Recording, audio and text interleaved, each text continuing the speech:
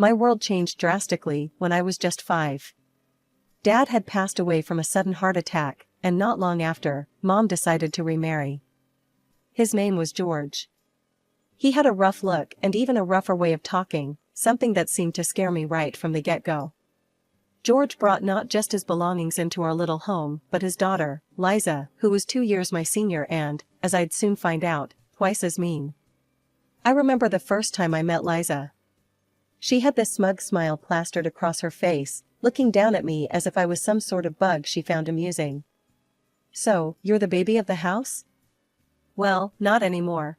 Better get used to it," Liza sneered, her eyes scanning me like I was her new project to fix, or break. Mom tried to make things sound all sugar-coated when she talked about them moving in. "Ella, honey, it's going to be wonderful to have a bigger family. Liza will be like the older sister you never had." But Liza was no sister to me. The first few days she moved in, she laid down the law, her law. My toys weren't mine anymore, they were ours, which meant they were hers whenever she wanted. And when I protested? Well, let's just say George didn't like that at all. "Ella, stop being selfish. Learn to share with your sister," he'd grumble, his voice deep and usually laced with annoyance. Mom never stood up to him.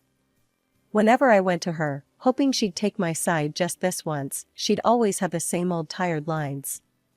"Ella, please. Just try a little harder to get along. For me, okay?" she'd plead, her eyes always looking a bit too tired, a bit too sad. Liza knew she had the upper hand, and she milked it every chance she got. If she broke something, somehow it was my fault. If she lost something, somehow I had stolen it. But one particular afternoon sticks out in my memory like a sore thumb. Liza had been particularly cruel that day, hiding my favorite doll and claiming she had no idea where it was. I found it later, tossed in the trash can outside. I remember holding the dirty, slightly torn doll as I walked into the house, tears streaming down my face. "Look what she did, Mom. Look." I cried, holding up the doll for her to see. Mom glanced at the doll, then at my tear-stained face, and for a moment, I thought she'd finally see my side. But then her eyes shifted towards the living room where George was sitting, watching TV. "Ella, maybe it was an accident. Just let it go, please," she whispered, her voice tense as she glanced nervously towards the living room. Liza just laughed from the doorway, her arms crossed over her chest. "Crybaby," she muttered under her breath, loud enough for me to hear. That night, as I lay in bed clutching the now clean but still ripped doll, I realized that this was my new normal. Liza wasn't going anywhere, and neither was George. And Mom, well, she was there but not really there for me. Things took a sharper turn when Mom announced she was pregnant. I remember feeling a mix of emotions. A little brother or sister could mean someone else on my side, right? Wrong. It just meant more reasons for Mom and George to pay attention to anything but me. Tommy was born on a chilly morning in November. He was a quiet baby, hardly ever cried, but he needed constant attention, as all babies do. Mom was either feeding him, changing him, or trying to catch a few minutes of sleep. And George? Well, he was over the moon about having a son. Liza and I were pushed further to the back burner. But while I felt more isolated, Liza seemed to relish it. It was like she thrived on the chaos, knowing she could get away with anything as the focus wasn't on us anymore. One evening, I was trying to finish some homework at the kitchen table, struggling to concentrate over the sound of Tommy's fussing. Liza waltzed in, dropped her bag on the table, and scattered my papers everywhere. "Hey, I was using those," I snapped, my frustration peaking. "So? Move over, I need the table," Liza retorted, not even looking at me as she started to rummage through her bag. Before I could say anything else, George stormed into the kitchen. "What's all this noise about? Can't you see your mother's trying to get Tommy to sleep?" "Liza's trying to take over the table when I'm still using it," I said, standing my ground despite the knot in my stomach. George's face turned a shade I knew too well, and his voice was even and dangerous. "Ella, stop your complaining and go to your room. Let your sister use the table." "But Dad." "He's not your dad. Don't call him that." Liza cut in, her words sharp and biting. That stung more than I expected, and without another word, I grabbed my things and stormed off to my room, slamming the door behind me. I pressed my back against it, sliding down to the floor as I fought back tears. I felt so alone, cornered in a house that no longer felt like home. After that night, I learned to keep my head down. Liza took advantage, of course, always finding new ways to torment me when no one else was looking. George never did anything about it. If anything, he seemed to agree with whatever Liza said, which only made her bolder. Shouldn't you be nicer to me? I mean, we're practically sisters. I once tried to reason with her, hoping to break through her tough exterior. Liza laughed, cold and harsh. We're not sisters. We're not even friends. Remember that. And I did. Every single day that I lived in that house, I remembered. My room became my sanctuary, the only place I felt somewhat safe. But even there, the sounds of a happy family, a family that didn't include me, filtered through the walls, a constant reminder of where I stood. As soon as I finished high school, I knew I had to get out. Staying in that house wasn't an option anymore. It was suffocating, like trying to breathe underwater. So, I moved to the city. It was a fresh start, a chance to be who I wanted to be without anyone hovering over me, dictating what I could or couldn't do. The first few weeks were tough. I remember walking into my tiny studio apartment for the first time, feeling a mix of excitement and terror. It was all on me now. No more Liza, no more George, just Ella, trying to make it on her own. I found a job at a local cafe to pay the bills and signed up for a nail technician course. Nails were something I always loved doing, a creative outlet that let me escape the real world for a bit. The course was tougher than I expected. The instructor, Mrs. Jenkins, was a stickler for perfection. If you're going to do it right, she'd often say, peering over her glasses as she inspected our work. I pushed through, got my license, and started looking for a place to set up shop. The perfect spot turned out to be a small room on the ground floor of an old building. It wasn't much, but it was mine. The landlady, Mrs. Petrov, was a tough old bird who'd seen it all. When I went to sign the lease, she eyed me skeptically. "You sure you can handle this, girlie? It's a tough business." I met her gaze, my resolve firm. "Yes, Mrs. Petrov. I can handle it." She grunted, handing over the keys. "We'll see.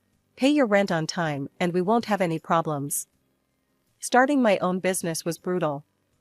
Money was tight, and there were days I barely made enough to cover lunch. But slowly, word got out. My clients liked my work, and they started bringing their friends. Positive reviews trickled in, and with each one, my confidence grew. Just when I thought I had everything figured out, life decided to throw me a curveball. It was a typical busy Tuesday when my phone rang, the screen flashing Mom, which usually meant something was up. I took a deep breath before answering. "Hi, Mom. What's up?" I tried to keep my tone light, but I was already bracing for whatever was coming. "Ella, sweetheart, I hope you're sitting down. I have a favor to ask," Mom began, her voice shaky, which immediately put me on edge. "I'm at work, Mom. What's going on?" I wiped my hands on a towel, stepping into the back room of my salon. "It's about your sister, Liza. She's moving to your city and needs a place to stay, just for a little while, until she finds a job," Mom explained, her words rushing out like she wanted to get it over with as quickly as possible. I felt my stomach drop. "Liza? Mom, are you serious?" There was a heavy sigh from her end. I know it's a lot to ask, but she's trying to start over, Ella. She's changed, she really has." The idea of living with Liza again made my skin crawl, but hearing the pleading in Mom's voice, I was torn. "I don't know, Mom. Please, Ella. For me? It won't be for long, I promise." And just like that, I found myself agreeing to let Liza stay. "Fine, but just for a little while, okay?" "Thank you, darling. I'll let her know." The next day, Liza arrived at my doorstep with 2 suitcases and a smile that looked too sweet to be genuine. Hey, Ella. Long time, no see, huh? Thanks for letting me crash here. I really appreciate it, she chirped, stepping inside before I could even respond. Yeah, sure. Let's just make sure it's temporary, okay? I said, eyeing her suitcases with suspicion. Liza laughed, a bit too loudly. Of course. I'll be out of your hair before you know it. The first week wasn't as bad as I expected. Liza seemed like she was really trying to make an effort. She cleaned up after herself, made small talk, and even offered to split groceries. So, how's the job hunt going? I asked one evening as we shared a surprisingly pleasant dinner. Good, good. I've got a couple of interviews lined up next week, Liza replied, sounding optimistic. That's great. Just remember, you can't stay here forever, I reminded her, not wanting her to get too comfortable. Liza nodded, her expression serious. I know, Ella. And thanks again. I know I wasn't the best sister back in the day, but I'm trying to make things right. I wanted to believe her, I really did. But there was always that nagging doubt in the back of my mind, remembering all the times she had deceived me before. As days turned into weeks, I noticed a shift in Liza's behavior. She started coming home late, missing her interviews, and hanging out with a questionable crowd. The old Liza was resurfacing. Liza, we need to talk, I finally said one night after she stumbled in past midnight. What's up? Liza slurred slightly, clearly having had a few drinks. This isn't working. You said you'd look for a job, but all you're doing is partying. You need to get it together or find somewhere else to live, I said firmly, my patience wearing thin. Liza rolled her eyes, her old defiance flashing. Chill, Ella. I'll get a job. Just relax. But I couldn't relax. Not with her in my house, disrupting the peace I had worked so hard to build. Liza's promises of job hunting had quickly dissolved into late nights and shady new friends who seemed to pop in and out of my apartment like it was a downtown bar. My patience was wearing thin, and I was close to kicking her out when I met Alex at a friend's party. Alex was different from anyone I'd ever met. He was genuine and seemed genuinely interested in what I did for a living, unlike most guys who glossed over it once they heard nail technician. So, you really run your own business? That's pretty impressive, Alex said as we sat tucked away in a quieter corner of the noisy living room. Yeah, it's been a wild ride, but I love it. It's mine, you know? I replied, feeling a spark of pride flicker within. We started seeing each other, and things were going great, except for one thing, Liza. She had taken an unsettling interest in Alex. At first, it was just lingering looks, but then she started making excuses to stick around whenever he came over. It wasn't long before I caught her trying to be a little too friendly. One evening, I came home earlier than usual to find Liza draped a bit too close to Alex on the sofa, laughing at something he said. The scene made my blood boil. Having fun? I asked, my voice sharp as I dropped my keys on the counter a little louder than necessary. Liza jumped up, a guilty flush on her face. Oh, hey, Ella. We were just chatting, you know, getting to know each other better. Alex looked uncomfortable, his eyes darting between Liza and me. Yeah, just talking. Ella, can we chat for a sec? I nodded, pulling him aside into the kitchen. Once out of earshot, I didn't waste time. What was that all about? Alex rubbed the back of his neck, looking genuinely confused. I'm not sure. She's been really forward lately. I didn't want to say anything. I didn't know how to handle it without making things weird for you. Determined to put an end to it, I confronted Liza later that night. We need to talk, now, I said, standing at the entrance of her room. She looked up, feigning innocence. What's up? You know what? This thing with Alex?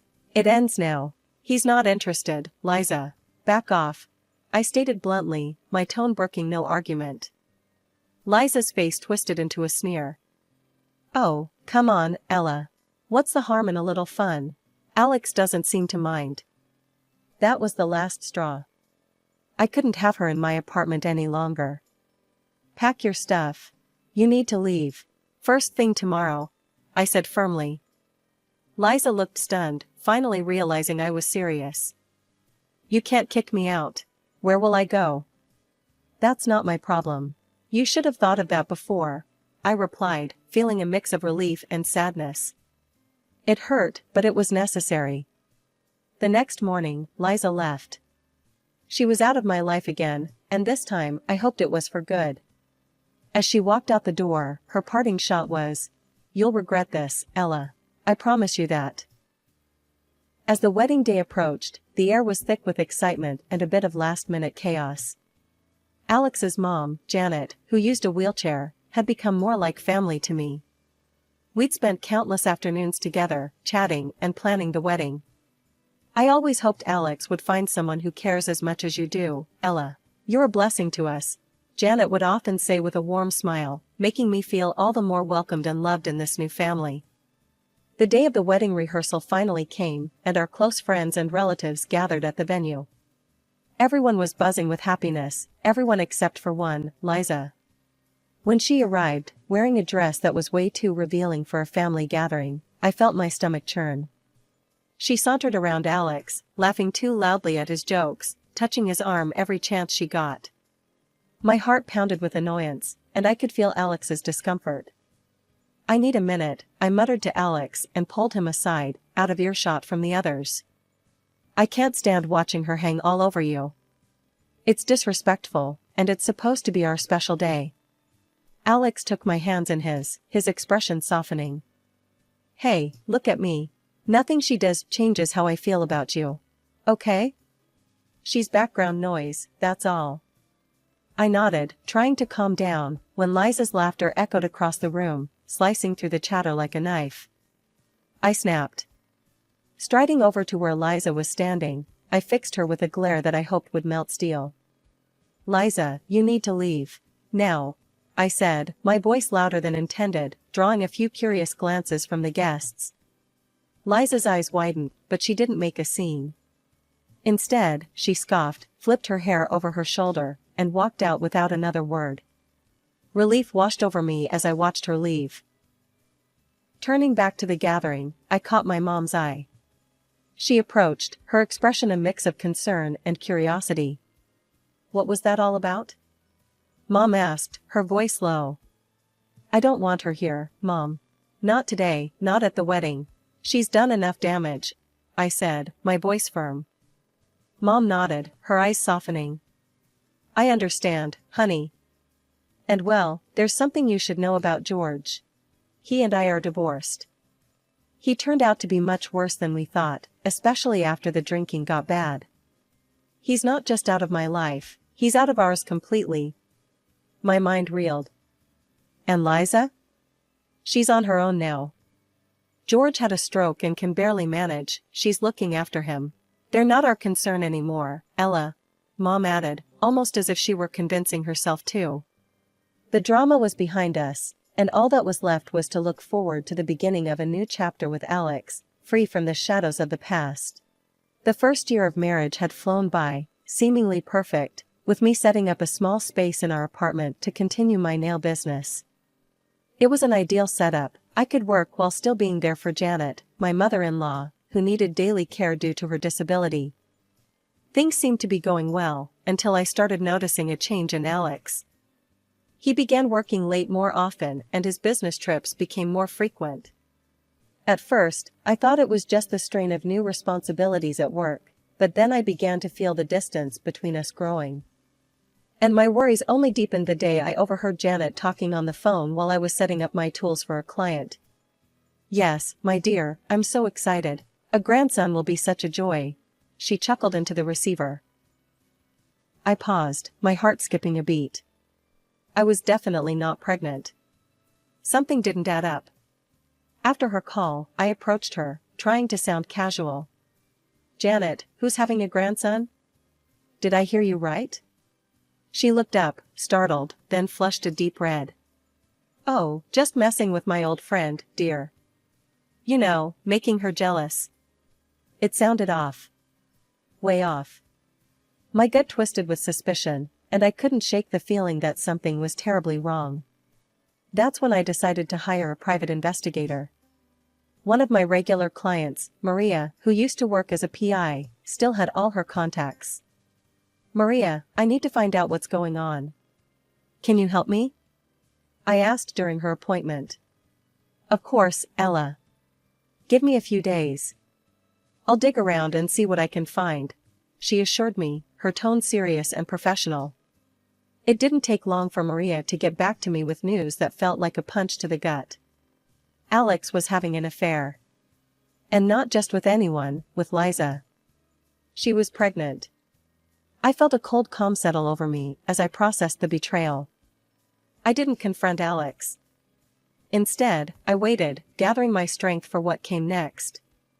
The opportunity presented itself when Alex walked through the door with a set of divorce papers in his hand. "Ella, I'm sorry, but this just isn't working. I've met someone else," he said bluntly, his eyes not meeting mine. "Oh? And who might that be, Alex?" I asked, my voice steady despite the storm raging inside me. "It's Liza. She's expecting my child." "She's exciting, Ella." You've just become too predictable, too dull," he admitted coldly. "Pack your stuff." I signed the papers then and there, handing them back to him with a smile that didn't reach my eyes. "Before I go, Alex, just one last thing." He looked at me, confused. "What?" "Liza will be bringing her father with her." "Did she tell you that?" "He had a stroke and can't take care of himself. And he's got debts, massive ones, from the divorce settlement with my mother." "Good luck handling that," I said, the words tasting like ash in my mouth but necessary. Alex's face paled. "What? No, she didn't mention any. And there's more. I've filed a lawsuit for adultery. With proof. You'll be hearing from my lawyer," I continued, cutting him off. As I walked out, the cool air hit my face, and I felt a sense of freedom. The pain of betrayal still stung, but I knew I was moving towards something better. Something that was truly meant for me. After the dust settled from the divorce, the settlement from Alex and Liza was substantial enough that I could finally open my own nail salon, a dream I had shelved in the quieter corners of my mind for too long. The grand opening of Ella's Elegance was a hit. The local newspaper even covered the event, and the community support was overwhelming. I hired a few skilled technicians, and we quickly became a favorite in town for our meticulous work and calming atmosphere. One quiet afternoon, while I was sorting through some inventory in the back, my mom called. I always looked forward to our talks. They were the little moments of peace in my often hectic days. "Hi, Mom, what's up?" I asked, smiling as I paused to sit down. "Oh, nothing much. I just heard from an old friend of mine. Liza had her baby," she said hesitantly, probably expecting me to react negatively. Instead, I found myself smiling, genuinely hoping that child brought her more joy than she had brought to others. "That's good to hear, Mom. I hope they're both healthy. Speaking of which, I've got a little surprise for Alex that I think will close this chapter of my life for good." A couple of days later, I received a call from Alex that I had been half expecting, half dreading. He sounded desperate and defeated, a far cry from the confident man who had handed me divorce papers. "Ella, I received the documents from you," he started, his voice shaky. I can't believe it. Liza's child. I'm not the father?" His voice cracked with the question. "You're not surprised? You shouldn't be. You know what kind of person she is," I replied, my words deliberate and cold. There was a heavy silence before he continued. "Ella, she's gone. I kicked her and her father out. It's been hell. Can we forget all this? Start over? I need you, Ella," he pleaded. The words might have tugged at my heartstrings once, but that time was long gone. "Alex, you don't need me. You need a caretaker and a way to pay your debts. I'm not falling for that again. Take care of yourself," I said firmly, before hanging up the phone. Sitting back in my chair, I felt a wave of relief wash over me. The last tie to a painful past had been cut, and for the first time in a long while, I felt like I could breathe freely.